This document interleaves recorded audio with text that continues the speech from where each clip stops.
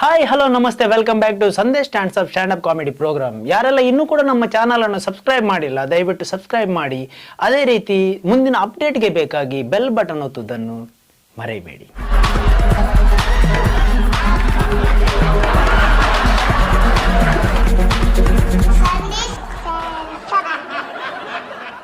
ಎಲ್ರಿಗೂ ನಮಸ್ಕಾರ. ನಾನೊಂದು ಕಾರ್ ತಗೊಂಡೆ. ಹೌದು, ಪಾರ್ಟಿ ಕೇಳಬೇಡಿ, ಯಾಕೆಂದೇಳಿ ಕಾರ್ ತಗೊಂಡದ್ದು ಲೋನಲ್ಲಿ.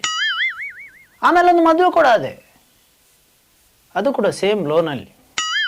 ಈ ಕಾರ್ ತಗೊಂಡ ನಂತರ ಕೂಡ ಮದುವೆ ಆದಮೇಲೆ ಕೂಡ ಸ್ವಲ್ಪ ಸಮಯ ಖುಷಿ ಇರುತ್ತೆ, ಸ್ವಲ್ಪ ವರ್ಷ ಕಳೆದ ಮೇಲೆ ಬೇಜಾರಾಗಲಿಕ್ಕೆ ಸ್ಟಾರ್ಟ್ ಆಗುತ್ತೆ. ಯಾಕಂತ ಹೇಳಿದ್ರೆ ಇನ್ನೂ ಸ್ವಲ್ಪ ವೆಯ್ಟ್ ಮಾಡಿದರೆ ಒಳ್ಳೊಳ್ಳೆ ಮಾಡೆಲ್ ಸಿಗ್ತಿತ್ತು. ಏನು ಮಾಡೋದು? ಈಗ ಕಾರ್ ಆದರೆ ಸ್ವಲ್ಪ ಟೈಮ್ ಕಳೆದ ಮೇಲೆ ಬೇರೆ ಮಾಡೆಲ್ ಬಂದರೆ ಇದನ್ನು ಕೊಟ್ಟು ಎಕ್ಸ್ಚೇಂಜ್ ಮಾಡ್ಬೋದು. ಆದರೆ ಹೆಂಡತಿ ವಿಷಯದಲ್ಲಿ ಅದು ಆಪ್ಷನ್ನೇ ಇಲ್ಲ ಅಂತ ಹೇಳಿ, ನೋ ಎಕ್ಸ್ಚೇಂಜ್, ಓನ್ಲಿ ಎಕ್ಸ್ಪೀರಿಯನ್ಸ್. ಏನು ಮಾಡೋದು? ಈ ಕಾರಿನ ಡೋರನ್ನು ಗಂಡನೇ ಬಂದು ಓಪನ್ ಮಾಡಿದ ಅಂತ ಹೇಳಿದರೆ ಒಂದ ಕಾರ್ ಹೊಸತು, ಇಲ್ದಿದ್ರೆ ಹೆಂಡತಿ ಹೊಸತು.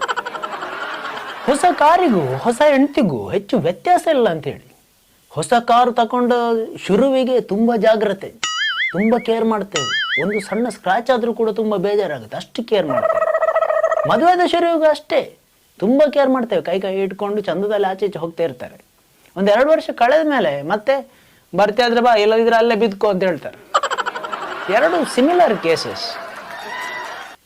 ಈ ಹೊಸ ಕಾರ್ ನೋಡಿ, ತಗೊಂಡ ಶುರುವಿಗೆ ಎಂಜಿನ್ ಸೌಂಡ್ ನೋಡಿ ಸ್ಮೂತ್ ಇರುತ್ತೆ. ಸ್ವಲ್ಪ ವರ್ಷ ಕಳೆದ ಮೇಲೆ ಸೌಂಡ್ ಜೋರಾಗಲಿಕ್ಕೆ ಸ್ಟಾರ್ಟ್ ಆಗುತ್ತೆ.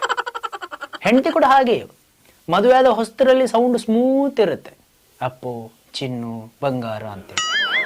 ಸ್ವಲ್ಪ ವರ್ಷ ಕಳೆದ ಮೇಲೆ ಸೌಂಡ್ ಜೋರಾಗಲಿಕ್ಕೆ ಸ್ಟಾರ್ಟ್ ಆಗುತ್ತೆ, ಓಯ್ ಕೆಪ್ಪ, ಓ ದುರ್ಸು ಅಂತೇಳಿ ಕರೀತಾರೆ. ಕಾರ್ ಒಮ್ಮೆ ತಗೊಂಡ್ರೆ ಆ ಕಾರಿಗೆ ನಾವೇ ಓನರ್. ಹೆಂಡತಿ ವಿಷಯದಲ್ಲಿ ಕೆಲವು ಸಲ ಕಂಪ್ಲೀಟ್ ರಿವರ್ಸ್ ಆಗಿರುತ್ತೆ, ಕೆಲವರಿಗೆ ಹೆಂಡತಿಯೇ ಓನರ್. ಒಂದು ವಿಷಯ ನೋಡಿ, ಕಾರು ಕರೆಕ್ಟಾಗಿ ಕಂಡೀಷನಲ್ಲಿ ಇರಬೇಕಿದ್ರೆ ಟೈಮ್ಗೆ ಸರ್ವಿಸ್ಗೆ ಕೊಡಬೇಕು. ಹೌದು, ಆದರೆ ಹೆಂಡತಿ ಕರೆಕ್ಟಾಗಿ ಇರಬೇಕು ಅಂತಾದರೆ ಟೈಮ್ಗೆ ಗಿಫ್ಟ್ ಕೊಡಬೇಕು. ಹೌದು, ಇಲ್ಲದಿದ್ದರೆ ಸರ್ವಿಸ್ ಸರಿ ಇರೋದಿಲ್ಲ, ಮತ್ತು ನಾವೇ ಸೆಲ್ಫ್ ಸರ್ವಿಸ್ ಮಾಡಬೇಕಾಗತ್ತೆ. ಕಾರಲ್ಲಿ ಏನಾದರೂ ಸಮಸ್ಯೆ ಬಂದರೆ ಕಾರು ಅಲ್ಲೇ ನಿಲ್ಲತ್ತೆ.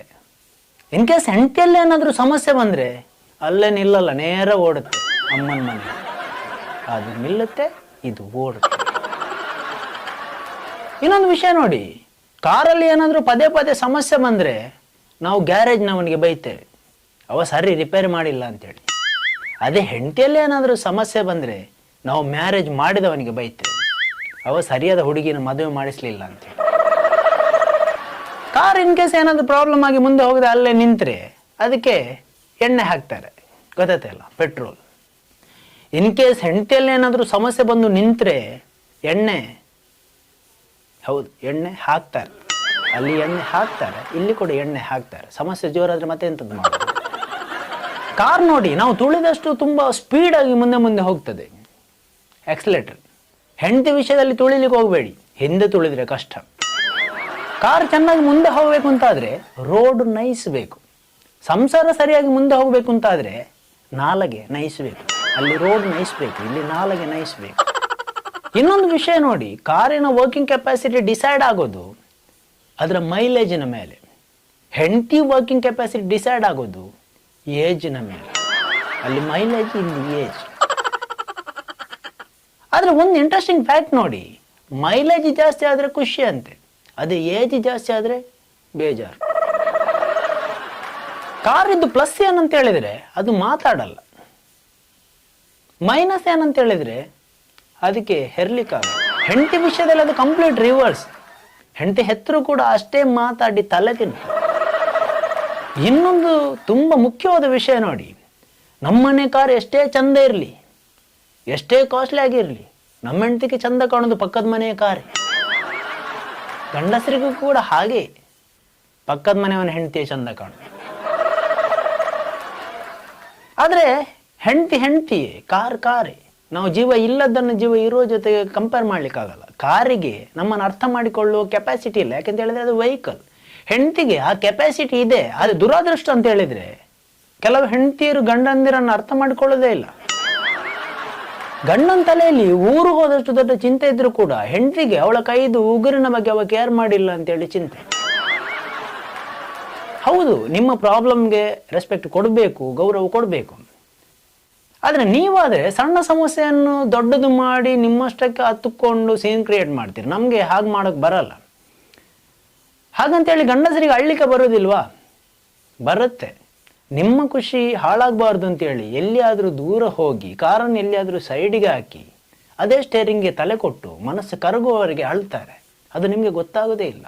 ಹಾಗಾಗಿ ನಿಮ್ಮ ಗಂಡಂದಿರನ್ನು ರೆಸ್ಪೆಕ್ಟ್ ಮಾಡಿ ಅವರ ಭಾವನೆಗಳು ಕೂಡ ಬೆಲೆ ಕೊಡಿ ಅಂತ ಹೇಳುತ್ತಾ ಎಲ್ರಿಗೂ ನಮಸ್ಕಾರ.